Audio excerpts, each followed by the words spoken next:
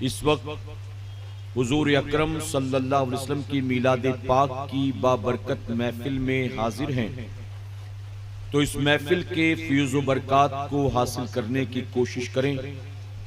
अल्लाह और उसके प्यारे महबूब सल्लल्लाहु अलैहि वसल्लम के जो फरामीन सुनाए जाएं, बताए जाएं, आपकी तवज्जो उस तरफ हो और साथ ही हुजूर अकरम सल्लल्लाहु अलैहि वसल्लम की बारगाह में दुरूद व सलाम का नजराना भी पेश करते रहें। अस्सलातु वस्सलामु अलैका या हबीबल्लाह, अस्सलातु वस्सलामु अलैका या नबियल्लाह व अला आलिका व अस्हाबिका या नूर अल्लाह सल्लल्लाहु ताला अलैका वसल्लम। रब्बे काबा की बारगाह में दुआ है, मौला अपने हबीब साहिब लौलाक सल्लल्लाहु ताला अलैहि वसल्लम के सदक़ तुफैल हम तमाम हाज़रीन और सामीन को तू माहे रबीउन नूर की बरकतों से भरपूर माला माल फरमा। मेरे करीम, हम गुनहगारों को, हमारे वालिदैन को, हमारी क़यामत तक आने वाली तमाम नस्लों को दमे वापसी तक कुरान और सुन्नत के दायरे में रहते हुए हर साल धूमधाम से अपने महबूब सल्लल्लाहु अलैहि वसल्लम की मीलाद पाक मनाने की तौफीक नसीब फरमा और अपने महबूब सल्लल्लाहु अलैहि वसल्लम की मीलाद पाक का सदका हमें दुनिया और आखिरत दोनों जहां में नसीब फरमा।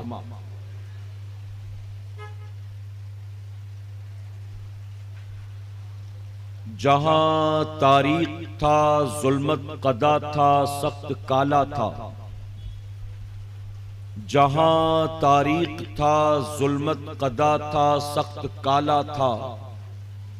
कोई पर्दे से क्या निकला कि घर घर में उजाला था। और एक अरब ने आदमी का बोलबाला कर दिया, एक अरब ने आदमी का बोलबाला कर दिया। खाक के जर्रों को हम दोषे सुरैया कर दिया।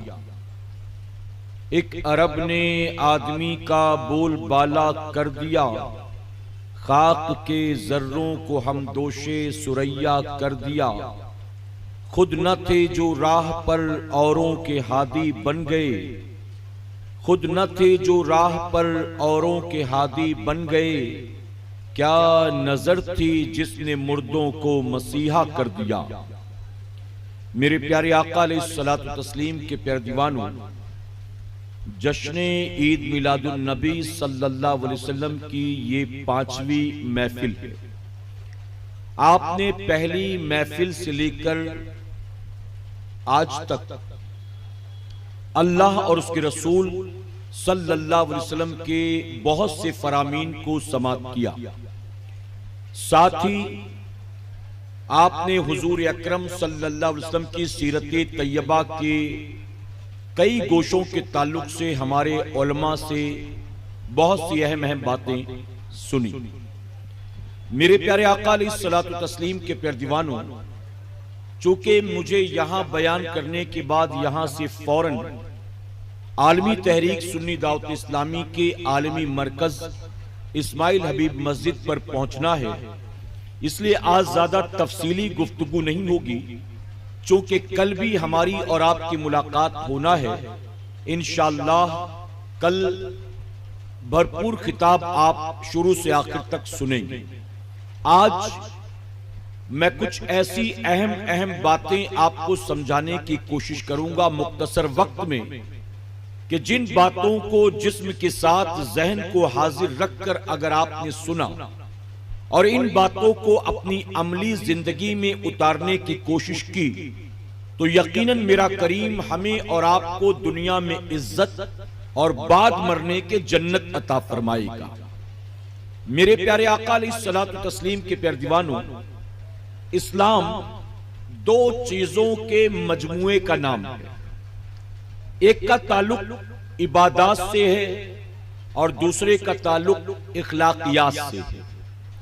यानी अगर कोई बंदा मुसलमान है, अगर कोई बंदा अल्लाह और उसके रसूल सल्लल्लाहु अलैहि वसल्लम पर ईमान रखता है तो इन दो चीजों पर उसका अमल होना जरूरी और लाजिम है। एक तो वो तमाम इबादत जिनको फर्ज या वाजिब करार दिया गया है, और दूसरी चीज उसे अपने इखलाकियात को संवारना है। अल्लाह के प्यारे महबूब सल्लल्लाहु अलैहि वसल्लम फरमाते हैं कि मैं तुम्हारे इखलाक को संवारने के लिए जलवागर हुआ हूं।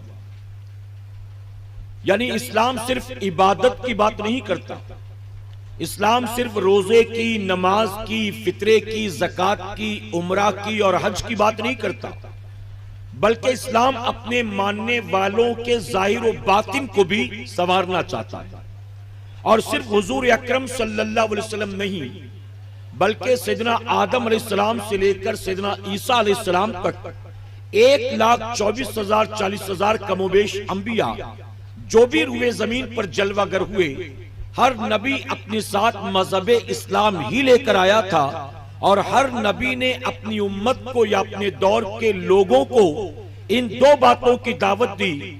उन्हें अल्लाह की तरफ बुलाया, उन्हें इबादत का सलीका दिया और साथ ही मुआशरे में उन्हें अपनी जिंदगी कैसे गुजारना है इसका तरीका भी अता किया है। मेरे प्यारे आका अलैहिस्सलातु तस्लीम के प्यारे दीवानों, इबादत का जिक्र नहीं करूंगा मैं, बल्कि मैं इखलाकियात की बात करने की कोशिश करूंगा आपके सामने इंशाअल्लाह। और मैं एक बात पूरी जिम्मेदारी के साथ कहता हूं, आज की सोसाइटी का अगर हम जायजा लें तो पता चलेगा कि आज का पैदाइशी मुसलमान इन दोनों चीजों से कोसों दूर हो चुका है। ना उसका इखलाक अच्छा है और ना ही वो तमाम फराइज व वाजिबात को उनके वक्तों पर अदा करता है। यानी मौजूदा दौर का तरक्की याफ्ता मुसलमान या मौजूदा दौर का दीन से दूरी रखने वाला मुसलमान इबादत के मामले में भी गाफिल है और इखलाकियात का तो मानो जैसे जनाजा निकल चुका। मेरे प्यारे आका अलैहिस्सलातु तस्लीम के प्यारे दीवानों, कल कयामत के दिन अल्लाह तबारक तआला अपना कलमा पढ़ने वाले बंदों से सिर्फ फराइज और वाजिबात का हिसाब नहीं लेगा, बल्कि लोगों के साथ उसका रवैया कैसा था, लोगों के साथ उसका सुलूक कैसा था, उस पर जो लोगों के हुकूक रखे गए थे उन हुकूक को उसने किस तरह से अदा किया, अल्लाह कयामत में अपने बंदों से इसका भी हिसाब लेगा। और मेरे प्यारे आका के प्यारे दीवानों, अगर इन दोनों चीजों को सामने रखा जाए तो गौर करें आप, एक है हुकूकुल्लाह, यानी इबादत के मजमुए को हुकूकुल्लाह कहते हैं। अल्लाह के हुकूक, नमाज, रोजा, ज़कात, फितरा, कुर्बानी, तिलावत, हज, उम्रा, ये सब हुकूकुल्लाह है, अल्लाह के हुकूक। और दूसरा है हुकूकुल इबाद, यानी बंदों के हुकूक। अब बंदों के हुकूक कौन से हैं? अल्लाह ने हम पर जो माँ बाप का हक रखा है उसको कहते हैं हुकूकुल इबाद, बंदों के हुकूक। माँ बाप पर अल्लाह ने जो औलाद का हक रखा उसको कहते हैं हुकूकुल इबाद।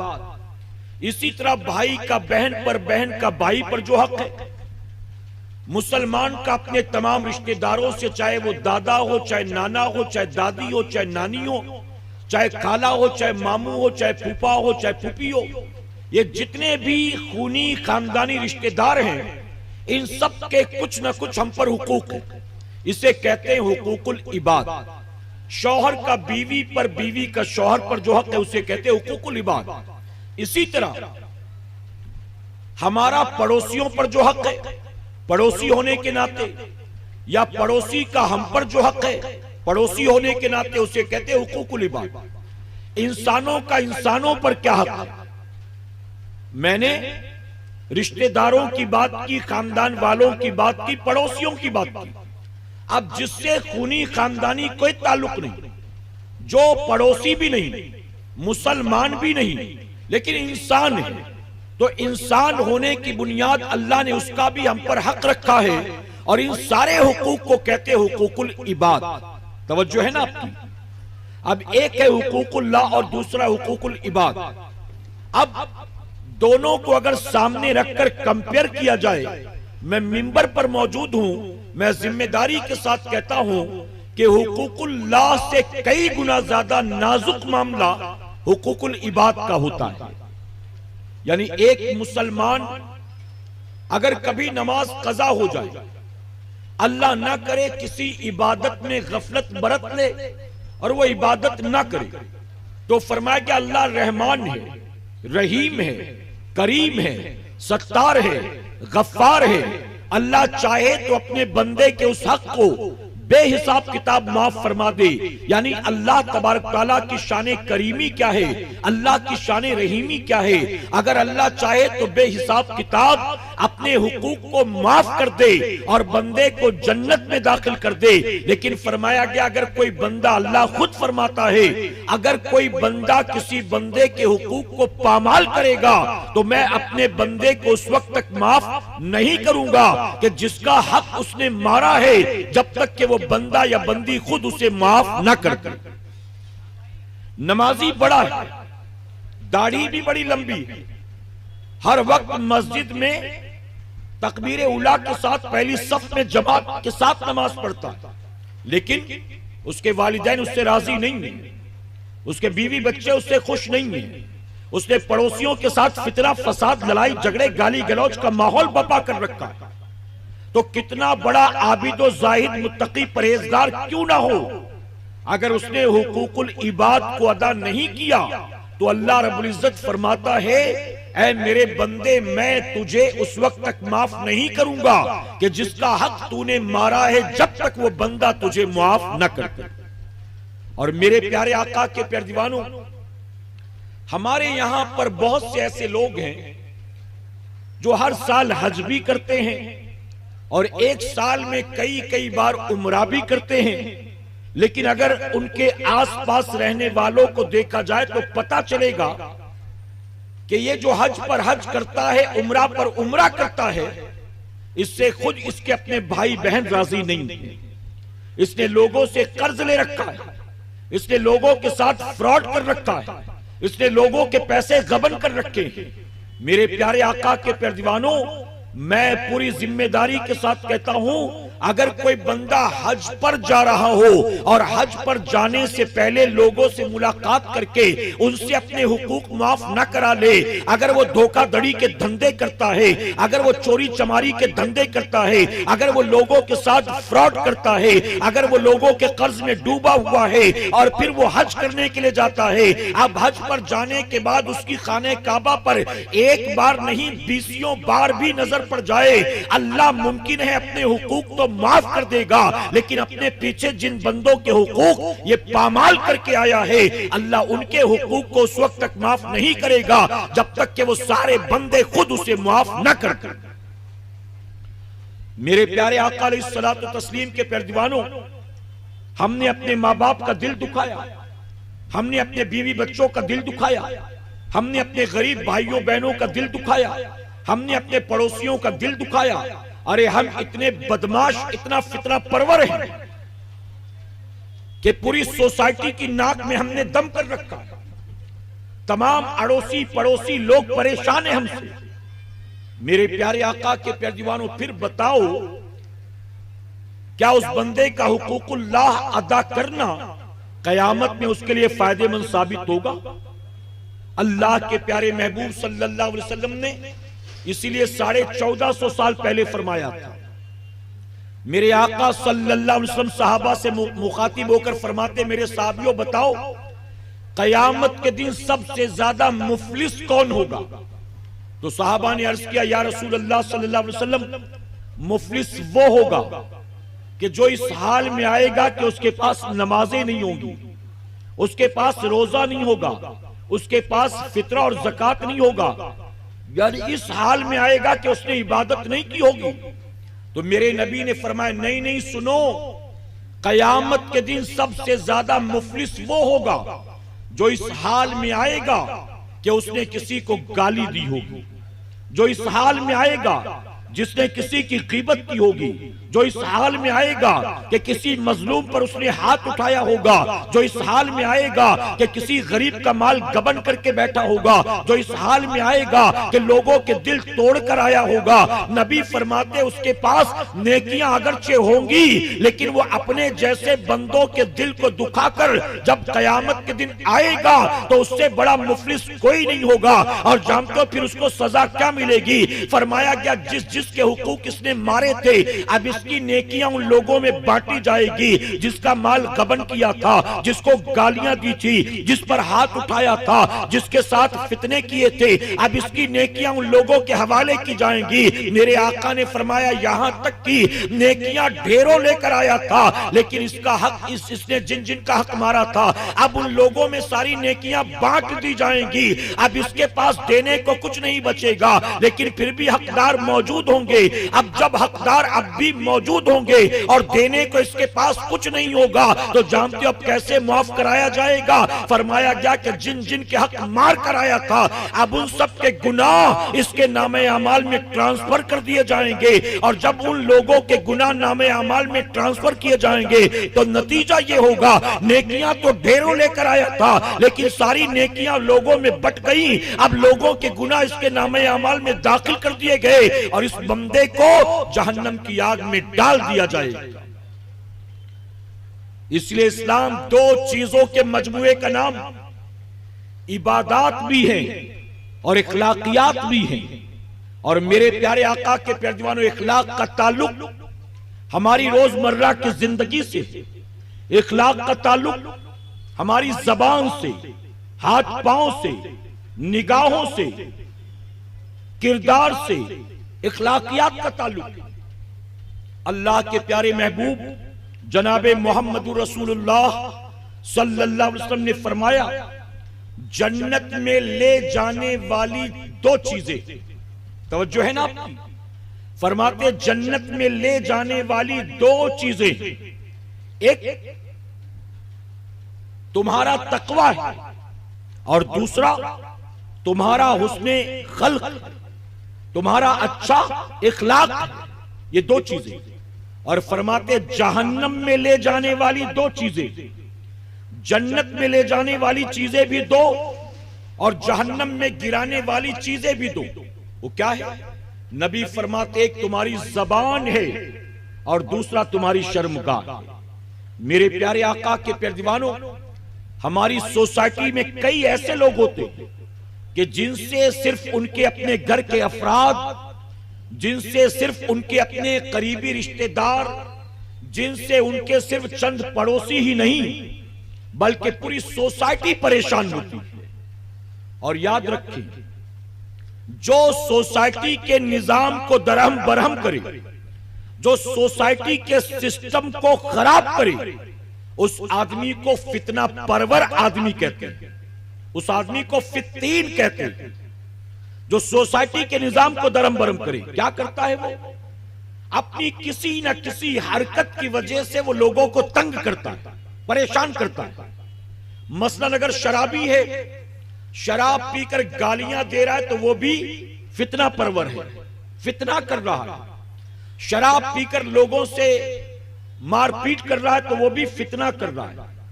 हमारे मोहल्ले में जो ड्रग एडिक्ट हैं, नशावर चीजें लेने वाले, जिनकी जबान से, जिनकी निगाहों से और जिनकी आवारा गर्दी से मुस्लिम मोहल्ले में रहने वाली मुसलमानों की बेटियां, बहुएं, बहनें महफूज नहीं, तो ऐसे गंजेड़ी, चरसी, अफीमची को भी फित्तीन कहेंगे, फितना परवर। इसी तरह वो शख्स जो गली का गुंडा हो, मोहल्ले का भाई या दादा हो, जो सोसाइटी के अंदर फितना पैदा करता, उसको भी फित्तीन और फितना परवर शख्स कहेंगे। मेरे प्यारे आका के प्यारे दीवानों, जो अपनी जबान से लोगों में लड़ाइयां लगाता हो, लोगों के ताल्लुकात खराब करता हो, जो भाई को भाई से जुदा करता हो, जो औलाद को माँ बाप से जुदा करता हो, जो बीवी और शौहर के दरमियान जुदाई पैदा करे, अपनी जबान से ऐसे हर शख्स को, ऐसी हर औरत और मर्द को फितना परवर मर्द औरत कहते हैं। मैं मिसाल दूं आपको, अगर आपका दोस्त आपके सामने दूसरे दोस्तों की गिबत कर रहा है, आपके दोस्तों में से किसी दोस्त के खिलाफ आपके कान भरकर आपके दिल में नफरत पैदा करने की कोशिश कर रहा है, तो वो गोया फितना कर रहा है, अच्छे खासे ताल्लुकात को खराब कर रहा है, एक दोस्त को दूसरे दोस्त का दुश्मन बना रहा है, तो ऐसा आदमी फित्तीन कहलाता है। इसी तरह अगर सास मियां बीवी के दरमियान जुदाई डलवा रही, अपने बेटे के कान भरती है, या लड़की की मां है अपने दामाद के खिलाफ अपनी बेटी के कान भरती है, किसी तरह भी वो अपनी जबान के जरिए मियां बीवी में जुदाई डालने की कोशिश कर रहे हैं, तो एक सोसाइटी के निजाम को दरहम बरहम कर रहे हैं, तो गोया ये लोग फितना पैदा कर रहे हैं। इसी तरह से कोई पड़ोसी पड़ोसी में झगड़ा लगा देता है, अपनी जबान से कोई दंगा करा देता है, बल्कि सरकारे मदीना के पैरदीवानों, मैं अपनी बात करूं, फरमाया गया अगर कोई खतीब या मुकर्रिर जो मिंबर पर खड़े होकर अपनी तकरीर में ऐसी गुफ्तगू करे कि मुसलमानों के दिल में मुसलमानों के लिए नफरत पैदा हो जाए, अपनी गुफ्तगू के जरिए वो सोसाइटी में फितना पैदा करे, तो ऐसे मुकर्रिर को भी फित्तीन कहेंगे। जो सोसाइटी के निजाम को दरहम बरहम करे, ऐसा हर शख्स फितना परवर है, चाहे वो मौलवी हो, चाहे कहीं का सदर सेक्रेटरी हो, चाहे कहीं का सरपंच मुखिया हो,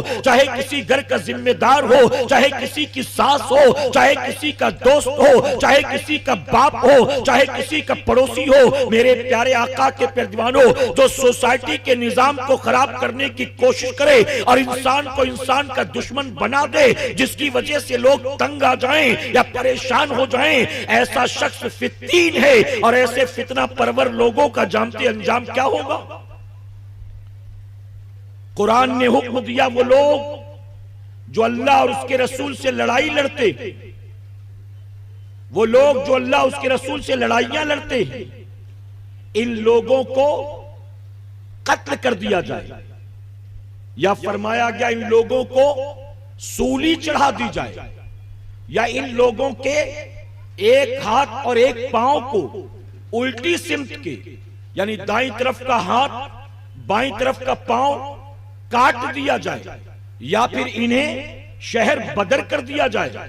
कुरान मुकद्दस में रब तबारक ताला ने फितना परवर लोगों के लिए फरमाया, जो सोसाइटी में फितना पैदा करे, अल्लाह और उसके रसूल से जंग करे, उसको ये सजा दी जाएगी। लेकिन जानते हो, फरमाया गया ये सजा तो दुनिया की है, आखिरत का अजाब अभी बाकी है। लेकिन ये दुनिया की सजा कहां दी जाएगी? दुनिया की सजा भी वहां दी जाएगी जहां सोसाइटी मुसलमानों की हो, जहां रियासत इस्लामी हो, इस्लामिक मुल्क हो, तो वहां सजा दी जाएगी। हम इस्लामिक कंट्री में नहीं रहते और हमारी सोसाइटी की पोजीशन तो ये है, हमारे यहाँ कोई मर्डर भी कर दे तो वो भी 2-4 महीने में बिल लेकर घूम रहा होता है। हमारे यहाँ कोई किसी के घर डाका भी डाल दे तो उसे भी 2-4 महीने में जमानत मिल जाती है, फिर अगली जगह डाके डालने के वो मंसूबे करता है। मेरे प्यारे आका अलैहिस्सलातु तस्लीम के पैरदीवानों, आप जानते हैं हमारी शरीयत में जो सजाएं सख्त मुकर्रर की गई हैं, आखिर उन सजाओं की वजह क्या है? सख्त सजाओं की वजह सिर्फ यही है, अगर एक चोर के हाथ को काट दिया जाएगा, अगली मर्तबा कोई नौजवान अगर चोरी का इरादा करेगा तो पिछले चोर के कटे हाथ उसे याद आ जाएंगे, और उस सजा को याद करके मुमकिन है कि वो अपने आप को चोरी जैसे हराम काम से बचा ले जाए। हमारे यहाँ सजा इसलिए सख्त है, एक जानी को संगसार कर दिया जाएगा तो सोसाइटी के अंदर जो ये जो बलात्कार के केसेस हो रहे हैं, ये जो रोजाना सामूहिक बलात्कार के केसेस हो रहे हैं, इन सारी चीजों का खात्मा हो जाएगा। फ्रॉड का धंधा करने वाला एक आदमी अगर सूली पर चढ़ा दिया जाएगा तो उसके बाद फ्रॉड का धंधा करने वालों की सोसाइटी से खात्मा हो जाएगा। मेरे प्यारे आका अलैहिस्सलातु तस्लीम के पैरदीवानों, जानते हो मौलाए कायनात मौला अली करमल्लाहु वजहुल करीम अपने दौर के राफिजियों से आपने फरमाया, तुम्हारा जो अकीदा है, अगर तुम सिर्फ अपने अकीदे पर कायम रहोगे, मुआशरे में फितना नहीं करोगे, तो मैं तुम्हें नहीं छेड़ूंगा। लेकिन अगर तुमने इस बातिल नजरिए के साथ सोसाइटी में फितना करना शुरू किया, यानी लोगों का अकीदा भी खराब करना शुरू किया, लोगों को भी बददीन बनाना शुरू किया, लोगों को भी गुमराह करना शुरू किया, फिर मैं तुम्हारे खिलाफ तलवार उठा लूंगा और मैं तुम्हें उस वक्त तक सजा दूंगा जब तक कि तुम में से कोई आखिरी आदमी जिंदा रहेगा।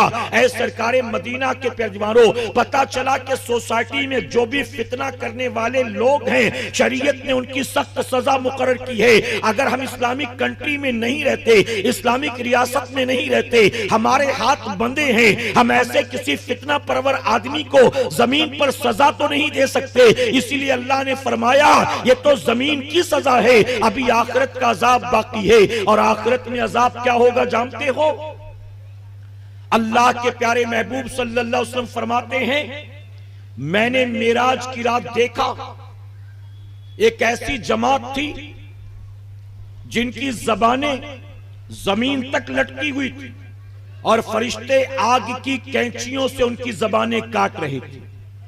आग की कैंची से फरिश्ते उनकी जबान काटते थे। मेरे आका सल्लल्लाहु अलैहि वसल्लम ने फरमाया, जिब्राइल ये कौन लोग हैं, इन्हें ये सजा क्यों दी जाती है? तो जिब्राइल अलैहिस्सलाम अर्ज करते हैं, या रसूल अल्लाह सल्लल्लाहु अलैहि वसल्लम, ये आपकी उम्मत के वो खतीब हैं जो मुआशरे में फसाद पैदा करती थी। एक जगह फरमाया गया ये वो लोग हैं जो मिंबर पर बैठकर लोगों को अच्छी अच्छी बातों की दावत देते थे, लेकिन उन बातों पर इनका खुद का अमल नहीं था। और एक जगह फरमाया गया ये वो लोग हैं जो सोसाइटी में फितना फसाद पैदा करते थे, उनकी गुफ्तगू से कौम को फायदा नहीं होता था, उनकी गुफ्तगू से दिल में नफरतें पनपती थी, उनकी बातों से दिलों में नफरतें पैदा होती थी, लोगों में जुदाई पैदा होती थी, यानी मुसलमान को मुसलमान से लड़ाने वाले लोग थे। ऐ सरकारे मदीना के पैरवानों, आप बताइए अगर मिंबर और माइक पर बैठकर कोई खतीब फितना करे अपनी जबान के जरिए तो आखिरत के अजाब से वो भी नहीं बच सकता। तो आम मर्द औरतें अपनी जबानों के जरिए जो सोसाइटी में फितना बपा करते हैं, एक बेटे को मां से लड़ा दिया जाता है, एक भाई को भाई से लड़ा दिया जाता है, एक पड़ोसी को पड़ोसी से लड़ा दिया जाता है, मस्जिद के ट्रस्टियों को इमाम से लड़ा दिया जाता है। आप बताएं कि ऐसे लोगों का अंजाम क्या होगा? अरे जब दाढ़ी वाला डिग्री वाला मौलवी सोसाइटी में फितना करे, आखिरत में उसकी पकड़ की जाएगी, तो हमारे और आपके जैसे आम मुसलमान अगर फितना करे तो सोचे उनका अंजाम क्या होगा। मेरे प्यारे आका अलैहिस्सलातु तस्लीम के पैरवानों, आज हमारी सोसाइटी में फितीन और फितना परवरी बहुत आम हो चुकी है। आप जानते हैं एक मर्तबा अल्लाह के प्यारे महबूब सल्लल्लाहु अलैहि वसल्लम ने बड़ी प्यारी और अहम हदीस है, इसे गौर से सुनना और जिंदगी भर याद रखना। अल्लाह के प्यारे महबूब सल्लल्लाहु अलैहि वसल्लम का दरियाए करम जोश पर अपनी बीवी और कयामत तक आने वाले मुसलमानों की मां आयशा सिद्दीका रज़ी अल्लाह तआला से फरमाते, आयशा मांगो, क्या मांगना है, आज तुम जो मांगोगी तुम्हें दिया जाएगा। आप बताइए इतनी बड़ी बात कौन कर सकता है? कोई मोहताज कर सकता है? कोई मजबूर कर सकता है? आपने फरमाया आयशा जो मांगोगी तुम्हें दिया जाएगा। इसका मतलब मेरे नबी फरमा रहे, आयशा कायनात के खालिक ने मुझे मोहताज और मजबूर नहीं बल्कि मालिक बनाकर भेजा है, और जो मालिक होता है उसके इख्तियार में सब कुछ होता है। आयशा आपने ये नहीं फरमाया मेरी चादर ले लो, मेरा पैरहन ले लो, मेरी नालैन ले लो, चलो तुम मेरी जो है मेरा अमामा ले लो, मुझसे कोई तबर्रुक लेना चाहो तो ले लो, जो कुछ मेरे पास है आयशा जो चाहिए ले लो। नबी ने फरमाया आयशा जो मांगना है मांगो। तो जानते हो मां आयशा सिद्दीका ने कहा, मौका बड़ा हाथ अच्छा लगा। आपने कहा आका मुझे थोड़ी सी मोहलत दें, अपने बाप सिद्दीक अकबर से मशवरा कर लो। नबी ने फरमाया जाओ मशवरा कर लो। आप जाती हैं सिदना सिद्दीक अकबर के पास और कहती, बाबा जान आज नबी करीम सल्लल्लाहु अलैहि वसल्लम का दरियाए करम जोश पर है और नबी ने मुझे ये इजाजत दी है जो मांगना चाहो मांग लो। आप बताएं कि मैं क्या मांगू, मशवरा करने आई हूं। तो जानते हो सिद्दीक अकबर ने ये नहीं कहा आयशा जन्नत मांग ले, आयशा जन्नत में जन्नतुल फिरदौस मांग ले, आयशा जन्नत की नेमत मांग ले, आखिरत के हिसाब किताब से बरी हो जाए ये ये नेमत मांग ले। नहीं, बल्कि सिद्दीक अकबर ने कहा, ऐ आयशा, आज अगर नबी ने ये कह ही दिया है तो जाओ, जाकर नबी से ये कहो, जब आप लामका पर गए थे, अल्लाह के साथ जो आपकी राज और नियाज की बातें हुई थी, उन बातों में से मुझे कोई एक बात बता दे, उन बातों में से एक बात मुझे बता दे। आयशा सिद्दीका नबी की बारगाह में आती हैं, अर्ज करती हैं, या रसूल अल्लाह सल्लल्लाहु अलैहि वसल्लम, अपने वालिद से मशवरा करके आई हूं। मेरे वालिद ने मुझे ये मशवरा दिया, आप जब मेराज की रात लामका पर गए थे, अल्लाह से राजो नियाज की बातें हुई थी, तो बताएं जो बातें आप दोनों के दरमियान हुई थी, उनमें से एक बात मुझे बता दे। तो जानते हो मेरे नबी ने क्या फरमाया? आका फरमाते हैं, ऐ आयशा, अल्लाह ने फरमाया, जो किसी मोमिन के दिल को जोड़ देगा, अल्लाह उसको बेहिसाब किताब जन्नत अता फरमाएगा। जो किसी मोमिन के दिल को जोड़ेगा, अल्लाह उसे बेहिसाब किताब जन्नत अता करेगा। आयशा सिद्दीका ने कहा, इजाजत हो तो अपने वालिद को बता कर आ जाऊं। नबी ने फरमाया, इजाजत है। आप दोबारा अपने वालिद के पास आती हैं, आकर कहती, नबी ने यह फरमाया है, जो किसी मोमिन के दिल को जोड़ेगा, अल्लाह बेहिसाब किताब जन्नत अता करेगा। जब आयशा सिद्दीका ने सुना तो खुश हो गई थी, लेकिन उनके बाबा ने सुना तो ज़ारो कतार रोने लगे। सिद्दीक अकबर को रोता देखकर आयशा सिद्दीका परेशान हो गई, अर्ज करती है, बाबा आप खुश नहीं हुए, आप रो रही हैं, आपके रोने की वजह क्या है? तो जानते हो आपने क्या फरमाया? आपने फरमाया, आयशा तूने तो सिक्के का एक पहलू देखा, तूने दूसरा पहलू नहीं देखा।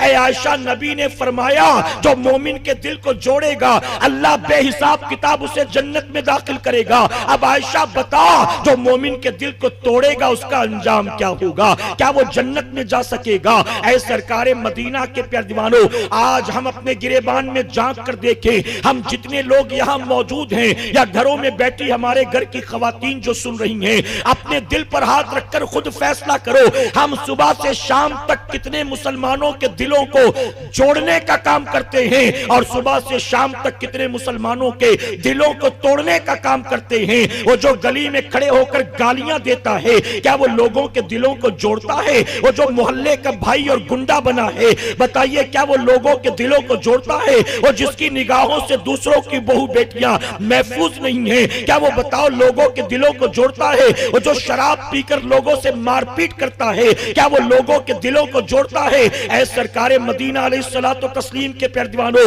वो लोग जो सोसाइटी में फितना करते हैं, वो लोग जो मुसलमान के दिल में मुसलमान के लिए नफरत पैदा करते हैं, वो जो लोगों के घरों को उजाड़ते हैं और जिंदगी तबाही बर्बादी से भर देते हैं, आप जरा सोचिए कि उनका अंजाम क्या होगा। अगर इस्लामी रियासत होती तो यकीनन शरीयत के अहकाम के मुताबिक उसे सजा दी जाती, लेकिन अगर वो यहां की सजा से बच गया तो क्या हुआ? आखिरत की सजा से तो नहीं बच सकता। इसलिए जिंदगी भर याद रखें, दिलों को तोड़ने का काम ना करें, दिलों को जोड़ने का काम करें। कहें इंशाअल्लाह। मेरे प्यारे आका के पैरवानों, हमारे मुआशरे में बाज लोग ऐसे होते हैं जिन्हें देखकर लोग कहते हैं, यार ये बहुत बड़ा फितना। बताइए है कि नहीं? जिन्हें देखकर लोग कहते हैं, यार ये बहुत बड़ा फितना। जहां जाता है वहां जाकर फितना कर देता है। और बहुत से लोगों की फितरत होती है, उन्हें इस काम में मजा आता है। वो गोया चलते फिरते शैतान के नुमाइंदे बन चुके होते हैं। वो चलते फिरते शैतान के रिप्रेजेंटेटिव बन जाते हैं कि दिन रात फितना परवरी करना, इसको उसके खिलाफ, उसको इसके खिलाफ, इसकी लड़ाई उससे, उसकी लड़ाई उससे। हमें बताइए इससे क्या नफा होता है? मेरे प्यारे आका अलैहिस्सलातु तस्लीम के प्यारे दीवानों, हम फितना करते हैं कभी जबान से, कभी आंख से, कभी मुंह से, कभी हाथ पांव से। हम फितना कर रहे होते। अल्लाह के प्यारे महबूब सल्लल्लाहु अलैहि वसल्लम ने फरमाया, जहन्नम में ले जाने वाली चीज तुम्हारी जबान है। और फरमाते, न जाने कितने लोग हैं जो जबान के जरिए मुंह के बल जहन्नम में फेंक दिए जाएंगे। जबान के जरिए मुंह के बल जहन्नम में फेंक दिए जाएंगे। और तिरमिजी शरीफ की हदीस मुबारक है, अल्लाह के प्यारे महबूब सल्लल्लाहु अलैहि वसल्लम फरमाते हैं, जो चुप रहा उसने निजात पा ली, जो चुप रहा उसने निजात पाली। अब अगर जबान कैंची की तरह चलती है, अब अगर जबान फर्राटेदार है, अगर जबान फितना परवर है, अगर जबान लोगों के दिलों को तोड़ने वाली है, तो यकीन जाने कि यही जबान है जो हमें जहन्नम तक पहुंचाने के लिए काफी है। कोई और मेहनत नहीं करना, यह जबान काफी है। मेरे प्यारे आका के प्यारे दीवानों, सैयदना सिद्दीक अकबर रज़ियल्लाहु तआला अन्हु एक मर्तबा अपने घर में बैठे अपनी जबान को पकड़कर खींच रहे थे। इत्तेफाक से सैयदना उमर फारूक आजम रज़ियल्लाहु तआला मुलाकात करने आए। आपने जब सिद्दीक अकबर को इस हाल में देखा तो अर्ज करते हैं, ऐ मेरे भाई, अल्लाह आप पर रहम करे, ये क्या कर रहे हो? तो सिद्दीक अकबर ने फरमाया, उमर, ये जबान ही है जो लोगों को सबसे ज्यादा जहन्नम में गिराने वाली है। आज हाथ से नहीं कर रहे फितना, पांव से नहीं कर रहे हो, आंख से नहीं कर रहे हो, लेकिन जबान से फितना कर रहे हो कि नहीं कर रहे हो? ये जबान से गालियां देना फितना नहीं है? ये किसी की ग़ीबत और चुगली करना ये फितना नहीं है? मेरे प्यारे आका के प्यारे दीवानों, हमारी फितरत में ये चीजें ऐसी रच बस गई, जैसे फरमाया गया ना, झूठ बोलने से मुंह से बदबू आती है। यह हदीस शरीफ में है। जब कोई बंदा झूठ बोलता है ना तो उसके मुंह से बदबू आती है। तो किसी ने सवाल किया कि हमें वो बदबू महसूस क्यों नहीं होती? हमें तो कभी बदबू नहीं आती। तो सूफिया फरमाते हैं, चूंकि सोसाइटी में हर आदमी झूठ बोलने वाला, तो हमारे पूरे मुआशरे में यह झूठ की बदबू ऐसी रच बस गई कि हम उस बदबू में रहकर उसके आदी हो चुके हैं। अब हमें वो बदबू महसूस ही नहीं होती। जैसे मिसाल के तौर पर कोई बंदा ऐसी जगह रहता हो जहां पर मान लीजिए कोई हड्डी का गोडाउन हो और दिन रात वहां से बदबू आती हो, तो जो शख्स वहां रहता है बचपन से वो उस बदबू का आदी हो जाता है। अब खाते वक्त भी बदबू महसूस नहीं होती, सोते वक्त भी बदबू महसूस नहीं होती, लेकिन वहां पर कोई बंदा बाहर से आ जाए तो फौरन उसको वो बदबू महसूस होने लगेगी। वहां रहने वाले की जिंदगी में वो बदबू ऐसी रच बस जाती है कि अब उसे एहसास नहीं होता। इसी तरह हमारे मुआशरे में चूंकि सारे झूठ बोलने वाले हैं, तो ये झूठ की बदबू ऐसे फैल चुकी है, अब अगर कोई झूठ बोले तो ये बदबू हमें महसूस नहीं होती। और अब तो हम इतनी तरक्की कर चुके हैं कि सड़क से लेकर संसद तक झूठ बोला जाता है। बताइए है कि नहीं? अब तो पार्क में बैठकर, पान की टपरी पर बैठकर नहीं, अब तो पार्लियामेंट से बाकायदा झूठ बोला जाता है। मेरे प्यारे आका अलैहिस्सलातु व तस्लीम के प्यारे, उस सोसाइटी में हम पैदा हुए, पल बढ़ रहे हैं। तो याद रखें, कयामत के दिन अल्लाह तबारक तआला जब हुकूकुल इबाद के ताल्लुक से हिसाब लेगा, तो ऐसे में न जाने कितने बंदे हैं जो गिरफ्तार होंगे और जहन्नम की आग में डाल दिए जाएंगे। आज से तय कर लें, हमें अपनी जबान पर काबू रखना है कि इंशाअल्लाह, हमें अपने इखलाक और किरदार को संवारना है कि इंशाअल्लाह, हमें फितना परवर नहीं बनना, हमें सोसाइटी से फितने का खात्मा करना है। हमें लोगों को तोड़ने की बात नहीं करना, हमें लोगों को जोड़ने की बात करना है कि इंशाअल्लाह हमें अपनी जबान से मुआशरे में नफरतें नहीं फैलाना, हमें अपनी जबान से मुआशरे में लोगों के दिलों में मोहब्बत पैदा करना है कि इंशाअल्लाह। मेरे प्यारे आका अलैहिस्सलातु व तस्लीम के प्यारे दीवानों, अगर आप किसी मुसलमान नहीं, किसी गैर मुस्लिम इंसान के साथ भी नरमी का सलूक करें, तो आपका उसके साथ भी नरमी का सलूक करना रायगा नहीं जाएगा। अल्लाह इसका भी आपको बेहतर अजर अता फरमाएगा, इसका भी। बल्कि बुखारी शरीफ की हदीस मुबारक है, मैं तो इंसान की बात करता हूं, मेरे आका सल्लल्लाहु अलैहि वसल्लम ने कुत्ते की मिसाल दी।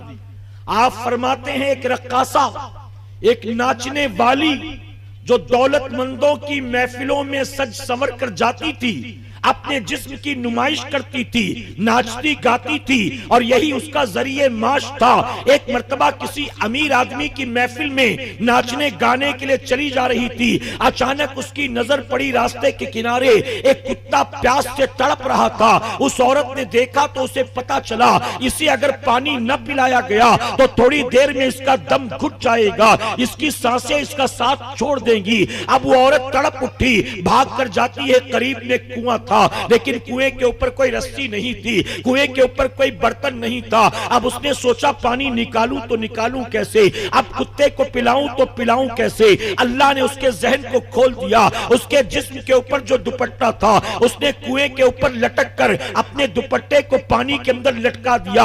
अब जैसे ही उसका दुपट्टा पानी के अंदर पहुंचता है, थोड़ा सा पानी अपने अंदर जज्ब कर लिया। अब वो दुपट्टे को बाहर खींचती है, भाग कर आती है, एक हाथ से कुत्ते के मुंह को पकड़ती है, एक हाथ से उसके मुंह के अंदर पानी निचोड़ना शुरू करती है।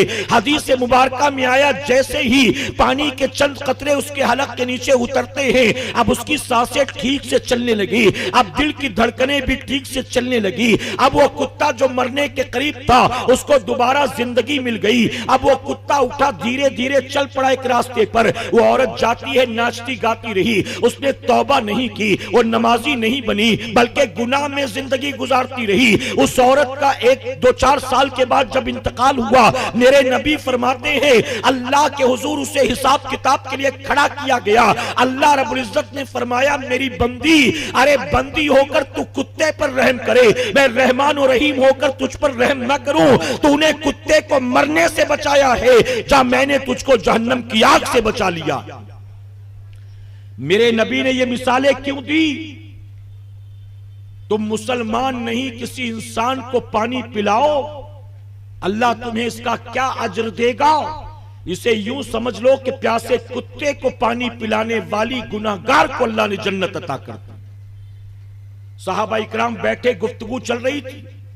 किसी ने कहा या रसूल अल्लाह सल्लल्लाहु अलैहि वसल्लम, हमारी सोसाइटी में एक औरत रहती, गरीब है, 5 वक्त नमाज की पाबंद है, माह रमजान के रोजे भी रखती है, कसीरुल अयाल है, बच्चे ज्यादा हैं, इसलिए वो बहुत ज्यादा नफिल इबादत नहीं कर पाती, मालदार भी नहीं है, सदका खैरात भी बहुत नहीं करती, लेकिन उसका इखलाक इतना अच्छा है, उसकी जबान इतनी अच्छी है कि उससे उसके अड़ोस पड़ोस की सारी औरतें खुश रहती हैं, लोग उसकी तारीफ करते हैं। मेरे नबी ने फरमाया उसे खुशखबरी सुना दो कि वो औरत जन्नती है। मोहब्बत से कहें, उसे खुशखबरी सुना दो कि वो औरत जन्नती है।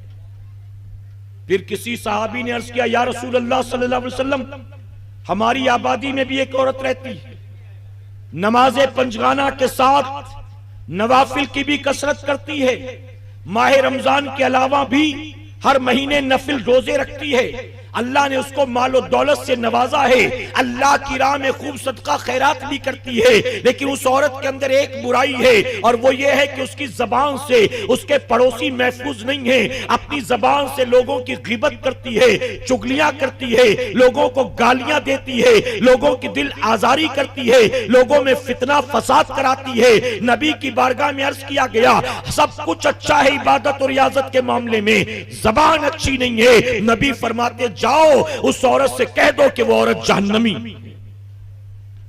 मेरे प्यारे आका के प्यारे दीवानों, हमें इस्लाम के दोनों पहलुओं को अपनाना है। कहे इंशाअल्लाह इबादत के साथ अपने इखलाक को भी संवारना है, इबादत के साथ अपनी सीरत को भी संवारना है, और नबी की मिलाद पाक हो या औलिया इकराम के उर्स पाक की तारीख हो, हम सुन्नियों के यहां जब महफिलें सजती हैं तो इन महफिलों को सजाकर बुजुर्गान दीन के वाकया सुना सुनाकर हम लोगों को यह तालीम देना चाहते हैं कि यह एक महज रस्म नहीं है जो हम कर रहे हैं, बल्कि जिनके नाम पर जमा हुए हो उनकी सीरत को देखो, उनके इखलाक को देखो, उनके किरदार को देखो, उनके तकवे को देखो, उनकी इबादत को देखो, उनके सजदे को देखो। अगर वाकई तुम उनसे प्यार करते हो, उनकी सीरत के सांचे में अपने आप को ढाल लो, अल्लाह तुम्हें यहां भी कामयाब फरमाएगा और अल्लाह तुम्हें आखिरत में भी कामयाबी अता फरमाएगा।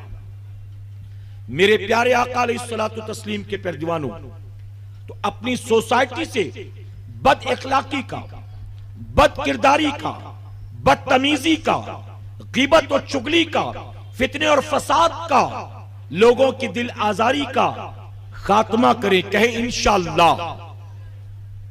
मुसलमान है, नबी की सीरत के सांचे में ढलें। नबी ने जो तौर तरीका, नबी ने जो इखलाक और किरदार और सलीका अता किया, उसको अपनाने की कोशिश करें। कहे इंशाअल्लाह। मेरे नबी की बारगाह में मुसलमान नहीं, दुश्मन भी आता था, दुश्मन भी, तो मेरे आका उसके साथ हुस्ने सुलूक से पेश आया करते थे।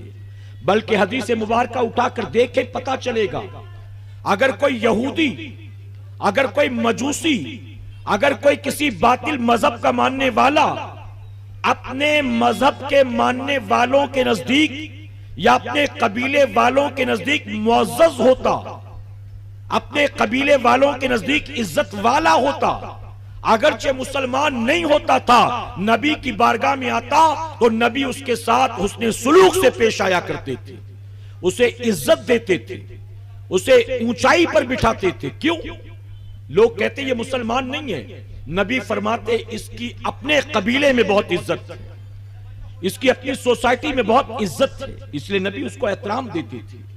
और मेरे प्यारे आका के प्यारे दीवानों, यही तरीका सहाबा ने अपनाया, यही तरीका ताबईन और तबे ताबईन इकराम ने अपनाया।